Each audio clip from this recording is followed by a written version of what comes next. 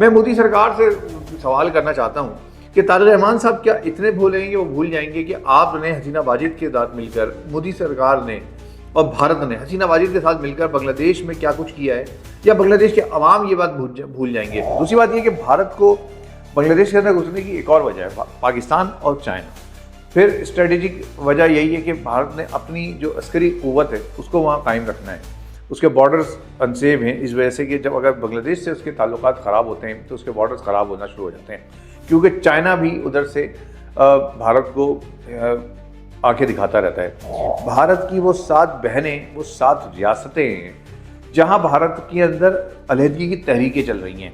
बांग्लादेश में जो कुछ हुआ है और भारत में जो कुछ होने जा रहा है, अब इन बांग्लादेश के इंतखाबात के बाद भारत की टांगें कांप रही हैं। और जब ये इंतखाबात हो रहे थे तो भारत की ईमा पर वहाँ पर जो कुछ ऐसे वीडियोस के ज़रिए लोगों को उकसाने की कोशिश की गई, जिसमें बताया गया कि जमात इस्लामी और बीएनपी के कारकुनान आपस में गुत्था गुत्था हैं और जमात इस्लामी ने बीएनपी के इतने लोगों को मार दिया है या उनके साथ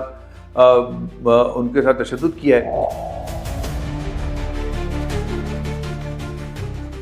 गाड़ी पे पाकिस्तान का परचम है जो लहरा रहा है। पाकिस्तान का परचम देखिए, बांग्लादेशी बाहर निकल के आ गए, उन्होंने सलाम किया, वो नारे लगा रहे हैं, वो खुशी का इजहार कर रहे हैं पाकिस्तान का परचम देख के।